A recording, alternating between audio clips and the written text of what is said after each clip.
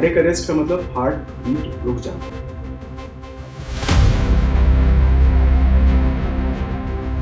जहाँ जिम करके लोग कोलैप्स कर गए, डांस करते करते स्टेज पे कोलैप्स हो गए, हार्ट अटैक हो गया।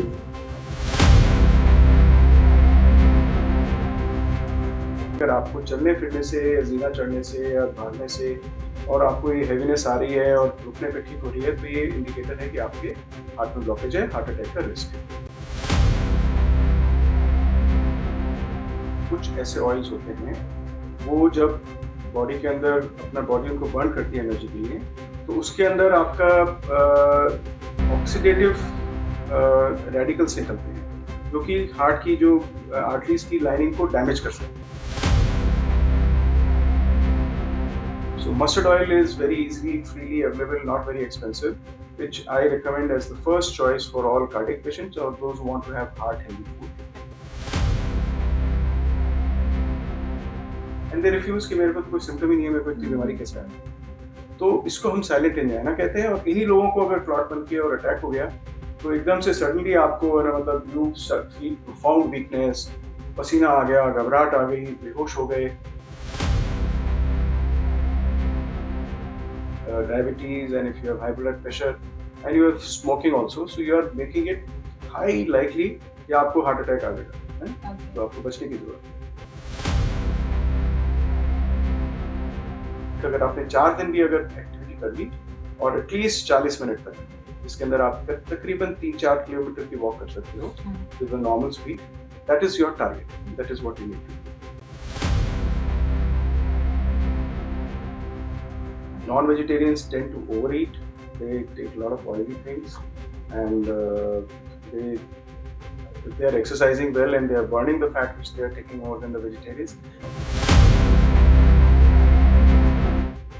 Hello, Namaste, welcome to our another episode of Hello Doctor with me Neha. आज के शो में जो बातें होंगी, जो नॉलेज और जो अलर्टनेस मिलेगी, उससे आपकी और आपकी फैमिली की लाइफ बदल जाएगी।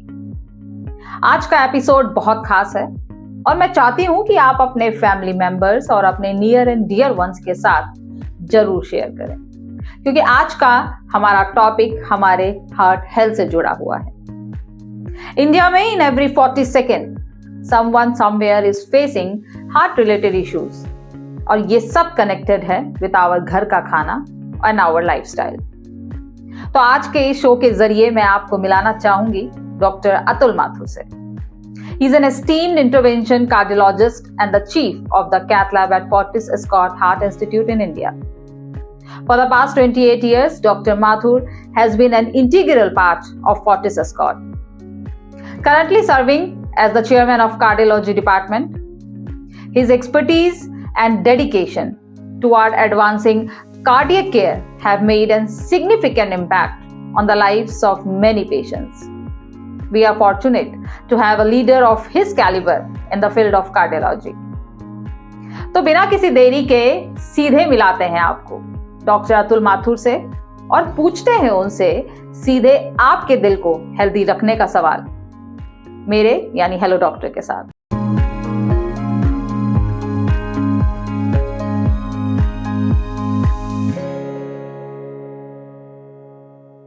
Hello sir, welcome to our show. Sir, सबसे पहले मैं चाहूंगी हमारे व्यूअर्स को आप अपना एक इंट्रोडक्शन दें। नमस्कार, मैं फोर्टिस एस्कॉर्ट्स हार्ट इंस्टीट्यूट में पिछले 28 साल से काम कर रहा हूँ। I am presently chairman of department of cardiology and chief of the cardiac cath labs, जहाँ एंजियोग्राफी, एंजियोप्लास्टी वगैरह के प्रोसीजर्स किए जाते हैं। जी सर। तो सर, अभी मैं जो आपसे सवाल करने जा रही हूँ, ये सारे हमारे सर्वेज और थेरेपीज पे सारे डिपेंड है। जो भी हमने सर्वे किया है सर, उससे हमारे जो क्वेश्चंस निकल के आए हैं हमारे व्यूअर्स के, तो बहुत ही बेसिक सा पहला क्वेश्चन यही होगा सर कि क्या रीजन हम एक पर्टिकुलर पर्सन ये पता लगा सकता है कि हार्ट अटैक उसको आने वाला है? कुछ ऐसा सिम्टम्स हमारी बॉडी हमें देती है? हाँ, तो this is a very good question, because सबके मन में फियर होता है कि है ना, मैं ये करूं या नहीं करूं, हार्ट अटैक तो नहीं हो जाएगा। स्पेशली आजकल हमने कई एपिसोड सुने हैं जहाँ जिम करके लोग कोलैप्स कर गए, डांस करते करते स्टेज पे कोलैप्स हो गए, हार्ट अटैक हो गई। तो हार्ट अटैक एक्चुअली क्या होता है पहले हमको समझना चाहिए, क्योंकि इसमें काफी लोगों को कंफ्यूजन है कार्डियक अरेस्ट और हार्ट अटैक के बीच में। कार्डियक अरेस्ट का मतलब हार्ट बीट रुक जाना, और हार्ट अटैक का मतलब होता है कि हार्ट की जो 3 आर्टरीज होती हैं, कॉर्नरी आर्टरीज कहलाती हैं, ये पाइप्स की तरह ये ब्लड और ऑक्सीजन हार्ट मसल को सप्लाई करती हैं। तो इसमें से किसी एक आर्टरी के अंदर एक्यूटली क्लॉट बनने से वो आर्टरी ब्लॉक हो जाए, तो आगे जो हार्ट की मसल को उस इलाके के अंदर ब्लड और ऑक्सीजन की सप्लाई जारी होती है, वो एकदम एब्रप्टली बंद हो जाती है। तो उससे उसको सीवियर पेन और घबराहट, पसीना वो सब होता है, तो उस प्रक्रिया को हम हार्ट अटैक कहते हैं। हार्ट अटैक एक लेटर स्टेज पे होता है। उसके पहले जो हार्ट की आर्टरीज में धीरे धीरे कोलेस्ट्रॉल जमने से ब्लॉकेजेस बनते हैं, मतलब ब्लड फ्लो का रास्ता थोड़ा सा नैरो डाउन होता जाता है, तो सबसे पहले लक्षण आते हैं जब वो वॉक कर रहे हैं, जीना चढ़ रहे हैं, या कोई एक्सर्शन कर रहे हैं, किसी कोई एक्साइटमेंट हो रहा है, उस समय अपने हार्ट को ज्यादा बीट करना पड़ता है, फास्ट बीट करना पड़ता है। तो वो उस समय हार्ट ज्यादा ऑक्सीजन ब्लड मांगता है। मगर अगर आपके वहां पे नैरोइंग आ गई है, जिसको हम ब्लॉकेज कहते हैं, तो उसके थ्रू उतना एडिक्वेटली ब्लड और ऑक्सीजन नहीं जा रहा है, तो हार्ट मसल को ऑक्सीजन और ब्लड की कमी होती है, तो उस वक्त भी व्यक्ति को यहाँ पे सेंटर ऑफ द चेस्ट में जॉ के अंदर रेडिएट करते हुए या शोल्डर्स तक जाते हुए एंजाइना जिसको हम कहते हैं, वो लक्षण महसूस होते हैं। और जब वो एक्सर्शन करना रोक देता है, धीरे धीरे धीरे हार्ट बीट सेटल हो जाती है, तो वो एंजाइना के लक्षण सेटल हो जाते हैं। तो ये एक क्लियर कट इंडिकेटर है। अगर आपको चलने फिरने से या जीना चढ़ने से या भागने से, बस के पीछे दौड़े या कहीं भी ब्रिस्कली कुछ किया और आपको ये हेवीनेस आ रही है और रुकने पे ठीक हो रही है, तो ये इंडिकेटर है कि आपके हार्ट में ब्लॉकेज है, हार्ट अटैक का रिस्क है। दूसरी चीज ये होती है कि आजकल हम यंग लोगों में जो देख रहे हैं, उनके माइनर प्लाक्स होते हैं, जो इनिशियल कोलेस्ट्रॉल जमना शुरू होता है, 25-30% ही जमा है ब्लॉकेज, वो किसी स्ट्रेस, फिजिकल, इमोशनल या किसी भी प्रकार के स्ट्रेस से, एक्यूट स्ट्रेस से, वो प्लाक में क्रैक आ जाता है, रप्चर हो जाता है प्लाक। और जैसे ही वो रप्चर हुआ, तो वो कोलेस्ट्रॉल ब्लड के कांटेक्ट में आता है और सडनली वहां क्लॉट बन के और एकदम से आर्टरी अब्रप्टली बंद हो सकती है और उससे हार्ट अटैक हो सकता है। तो वो वाले हार्ट अटैक्स प्रेडिक्ट करने के लिए हमारे पास कोई किसी व्यक्ति को क्लिनिकल सिम्टम्स नहीं होते हैं अनफॉर्चुनेटली।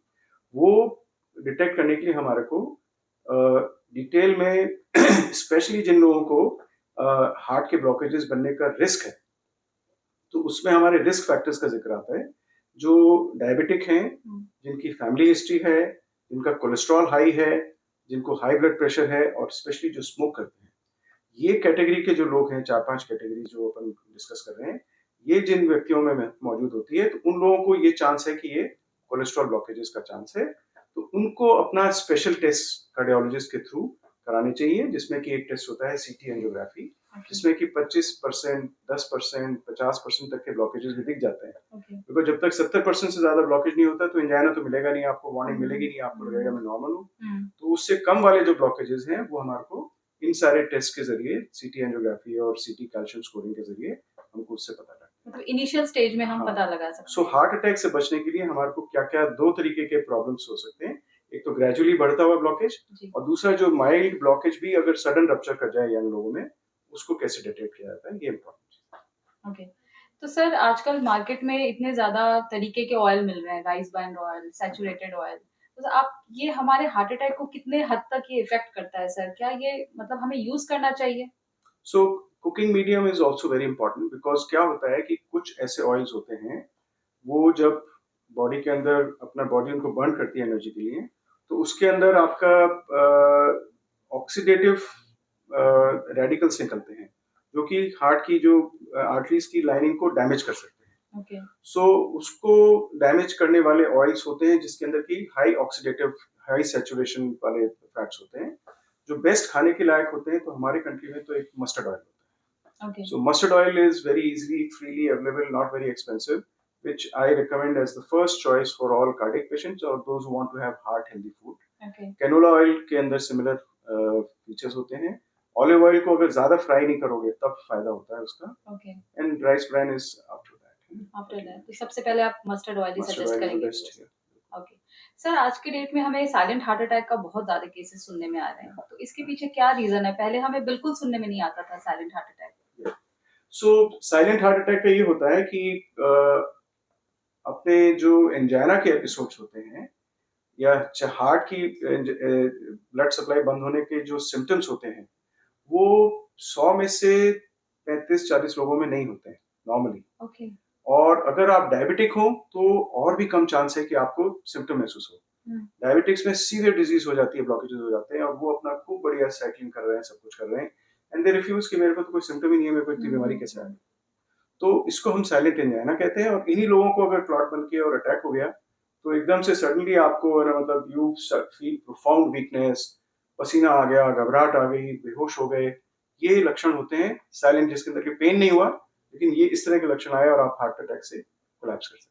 तो सर इसमें कोई एज डिफरेंस है कि आप ज्यादा एज में या कम एज के, क्योंकि मोस्टली आप आजकल ये बिलो 30 भी देखने को मिल रहा है सर। बिलो 30 में साइलेंट हार्ट अटैक्स कम होते हैं। यूजुअली जिनकी लॉन्ग स्टैंडिंग डिजीज होती है या डायबिटीज वगैरह होती है, फैमिली बैकग्राउंड हाँ, उन लोगों को ये साइलेंट अटैक्स होने का चांस आता है।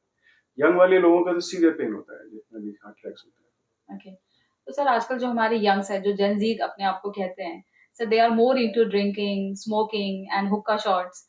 तो सर उनको भी ये यंग एज में ये चांसेस हैं हार्ट अटैक्स होने के? यंग एज में हम लोगों को 25 से 70-75 एज के अंदर लोगों का हम हार्ट अटैक्स का ट्रीटमेंट करते हैं। काफ़ी यंगस्टर्स हम रिसेंट ईयर्स के अंदर देख रहे हैं, क्योंकि काम का स्ट्रेस और लाइफ का स्ट्रेस, स्मोकिंग, ये सारे हैबिट्स जो आप कह रहे हैं, जंक फूड खाना और एक्सरसाइज नहीं करना, है ना। आप सेडेंटरी रहोगे, बैठ के टीवी देख लिया, यूट्यूब देख लिया, फोन पे बैठे रहे, rather than going outdoors and doing exercises, ये सारे लाइफस्टाइल चेंजेस से यंगर जनरेशन के अंदर बहुत अटैक्स आ रहे हैं। So they have to be very careful about lifestyle and try to, especially if you have a family history, if you have diabetes, and if you have high blood pressure, and you have smoking also, so you are making it high likely कि आपको heart attack आ जाएगा, है ना? Okay. तो आपको बचने की जरूरत है। जी। तो सर आप इस मिथ को कितना सपोर्ट करते हैं कि कंपेयर टू जो पतले लोग होते हैं उनको हार्ट अटैक के चांसेस कम होते हैं और जो मोटे लोग होते हैं उनको ज्यादा हार्ट अटैक के चांसेस होते हैं? जरूरी नहीं है, पतले लोगों को बहुत होते हैं हार्ट अटैक्स, लेकिन मोटापा एक अलग से एक रिस्क फैक्टर और है ना। बिकॉज मोटा व्यक्ति वो होता है जो उसने खूब खाया है ऊटपटांग, वो जिसने एक्सरसाइज नहीं की है ना, और उसको और प्रकार की बीमारियां होती है, हाई ब्लड प्रेशर और शुगर वगैरह की। So he is one kind of body morphs जिसके अंदर की हार्ट की प्रॉब्लम्स, ब्लॉकेजेस ज्यादा मिल जाते हैं। ओके। बट पतले लोगों के अंदर ऐसा नहीं कि आप पतले हो तो आपको हार्ट अटैक नहीं होगा। That's not the thing. Sir कौन से टॉप 5 आप ऐसे टिप्स देंगे हमारे व्यूअर्स को जिससे कि वो घर बैठे ये इजी स्टेप फॉलो कर सके अपने हेल्दी हार्ट के लिए? सो है ना, इसमें 4-5 चीजें अपन ध्यान रख सकते हैं। एक तो आपका खान पान बहुत इंपॉर्टेंट है ना। तो खान पान में आपका सबसे बड़ा एनिमी है sugar, white sugar. So desserts and चीनी डालना और मिठाइयाँ खाना और तरह तरह की चीजें जो करते हैं हम लोग, सो उससे एक तो मिठाई से दूर रहना है, ठीक है। दूसरा, अपने को फ्राइड चीजों से, जिसमें ना आपने समोसे, कचौरी तल के और भुजिया खा रहे हैं और ये कर रहे हैं, भटूरे खा रहे हैं, है ना, ये सब जो ऑयल्स होते हैं, ये बर्न्ड ऑयल्स होते हैं, ये अंदर बॉडी में जाके ऑक्सीडेटिव इंजरी करते हैं अपनी आर्टरीज को, so they cause lot of damage.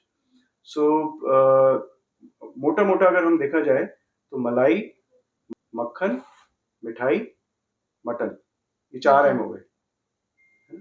मलाई, मक्खन, मिठाई और मटन। तो अगर इन 4 एम से आप दूर रहोगे तो 5वां एम मत हो रहे, ओके, तो उससे बच के रहोगे। अच्छा, तो ये तो हो गया आपके खाने का, ठीक है। दूसरा, आपको एक्सरसाइज की आदत डालनी चाहिए। So at least 4 days in a week for 40 minutes का वॉकिंग कर लो आप मिनिमम, तो that is adequate. You don't have to go for a walk every day और a week, you can't be very rigid about it. अगर आपने 4 दिन भी अगर एक्टिविटी कर ली और एटलीस्ट 40 मिनट तक, जिसके अंदर आप तकरीबन 3-4 किलोमीटर की वॉक कर सकते हो with a normal speed, that is your target, that is what you need to do. Cigarette smoking is a taboo. आपका है ना साथ वाला अगर सिगरेट पी रहा है, अगर कोई फ्रेंड्स आपको है ना ज्यादा फोर्स कर रहे हैं, तो इट नॉट नेसेसरी मीन कि है ना वो स्टाइल वही सही चीज है ना, आप उसी को फॉलो करना है। आपको यंग बॉयज को इम्प्रेस करना होता है, गर्ल्स को, या गर्ल्स को लगना होता है कि हम कूल हैं, बहुत ज्यादा हम स्मोक कर रहे हैं। तो वो सारी चीजें है ना पीयर प्रेशर्स होते हैं, जिनको आप समझ सकते हो कि अगर इनको अवॉइड करोगे तो आप बेस्ट रहोगे, है ना। उसमें कोई स्मार्टनेस, कूलनेस नहीं होती है। तो ये 3-4 चीजों का ध्यान रखिए। रेगुलर पीरियोडिक चेक्स होने चाहिए, स्पेशली फैमिली हिस्ट्री अगर हो तो आपको शुगर, ब्लड प्रेशर, इन सब चीजों का ध्यान रखना पड़ेगा अपना। तो I think the good age to get started doing your test is at least 25-30 years of age, जब ब्लड टेस्ट शुरू कर सकते हो। 30 इयर्स के बाद आप अपना एक अगर रिस्क फैमिली हिस्ट्री अगर आपकी है strong, because that's a very important determinant, तो आप अपने 30 इयर्स के ऊपर कैल्शियम स्कोरिंग कर सकते हो, सीटी कैल्शियम स्कोरिंग। और बाकी कोलेस्ट्रॉल और ब्लड प्रेशर के ऊपर, अपने sugar, cholesterol and blood pressure के ऊपर अपना checkup at least once in 2 years करा सकते हो। ये सारी चीजों का ध्यान, इन चीजों का ध्यान रखें हम अपने हार्ट इश्यूज को कम से कम यू डू योर बेस्ट, बाकी ऊपर वाला ध्यान रखें। जी। तो सर वेजिटेरियन और नॉन वेजिटेरियन किनको हार्ट अटैक इश्यूज होने के ज्यादा चांसेस हैं? वेजिटेरियंस का देखा जाता है कि ना उनको ओवरऑल बॉडी ज्यादा हेल्दी रहती है। Non vegetarians tend to overeat, they take lot of oily things and they if they are exercising well and they are burning the fat which they are taking more than the vegetarians, because anything which comes from the plant source is not bad for your body. But animal fats और जो भी चीजें आती हैं, contents होते हैं, उसके अंदर पोटेंशियल होता है अपनी बॉडी को हार्म करने का, including high blood pressure, diabetes, heart diseases हैं। सो हमारे कंट्री में वेजिटेरियनिज्म ज्यादा है। कुछ लोग तो इस एक्सट्रीम पे चले गए कि वेगन डाइट पे चले गए, तो टोटली एनिमल प्रोडक्ट्स बिल्कुल आउट हो जाते हैं। They do extremely well, they are very fit, they are not weak, but they have all the things which they need. Okay, तो सर जो हमारी जो लाइफस्टाइल है उसको हम अगर थोड़ा सा चेंजेस करें तो क्या हम अपने इस हार्ट अटैक इस जैसे इश्यूज को हम मिनिमाइज कर सकते हैं? एब्सोल्युटली। सो आपको किसी भी चीज के अंदर एक्सट्रीम पे जाने की जरूरत नहीं है। You don't need to become a rigid person कि मैंने ये भी नहीं छूना, वो भी नहीं छूना, ये नहीं करना।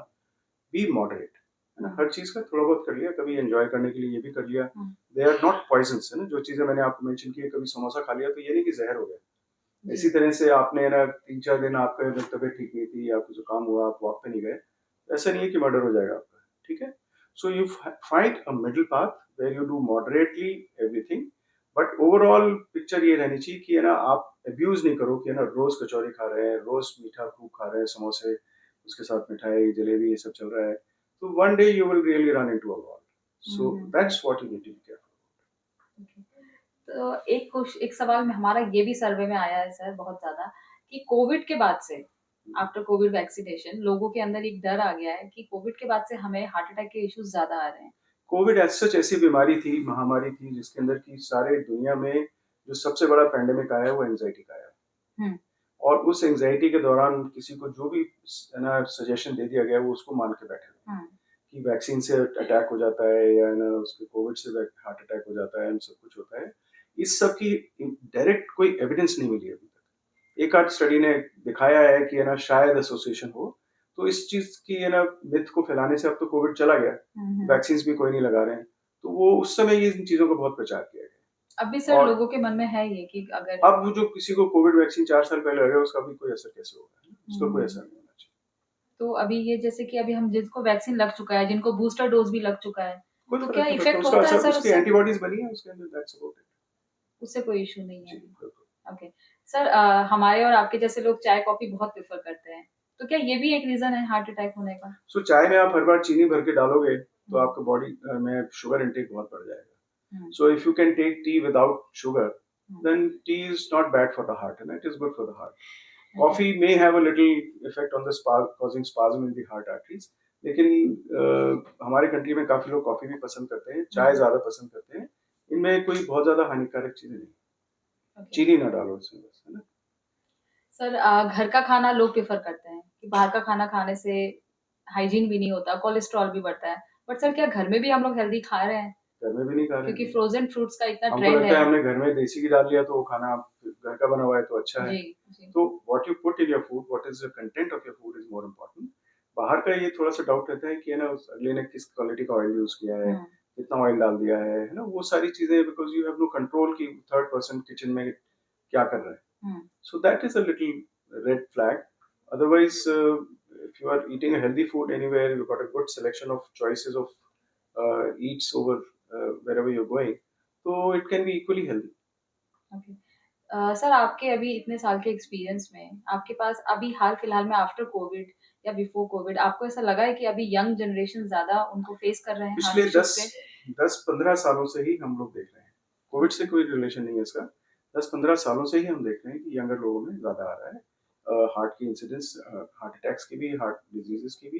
कारण यही है कि जो चेंज लाइफस्टाइल में आया है उसके अंदर उनका खाना पीना बिगड़ गया है, एक्सरसाइज खत्म हो गई है, स्ट्रेस बढ़ गया है, और स्मोकिंग वोकिंग करने लग गए हैं। गर्ल्स बहुत ज़्यादा स्मोकिंग कर रही हैं हमारे कंट्री में, है ना। जो अमेरिका में 25-30 साल पहले हुआ था वहाँ उन्होंने उसको एजुकेट कर करके लोगों को उसको रिवर्स किया। वो चीज़ हमारे कंट्री में पिक कर रही है ना, उसको लोग कूल मानते हैं, फैड मानते हैं। So we are seeing all those bad things happening in our country. ऐसे हमारी इकोनॉमी अच्छी हो रही है, ये गलत प्रैक्टिसेस भी हमारे उनका ग्राफ नीचे आते जा रहा है।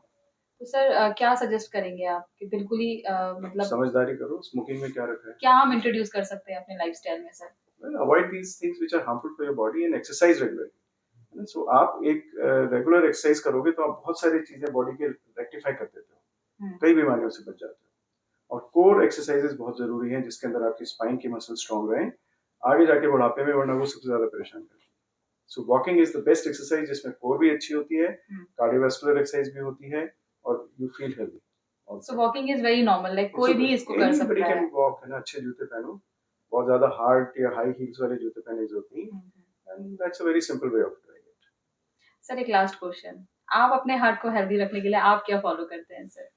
यही सारी चीजों में से मॉडरेटली, है ना, जरूरी नहीं है मैं सारी चीजें बहुत स्ट्रिक्टली ऑब्जर्व करता हूँ। I try to exercise at least 5 days in a week, और ये मैं अवॉइड करता हूँ कि शाम को 5-6 बजे के बाद मीठा नहीं खाऊं, कार्बोहाइड्रेट्स कम लो। तो शाम को प्रोटीन इंटेक ज्यादा होता है और दिन में अपने कार्बोहाइड्रेट्स का जो भी इंटेक करना है, क्योंकि आप एक्टिव हो, आप बर्न कर रहे हो उसको।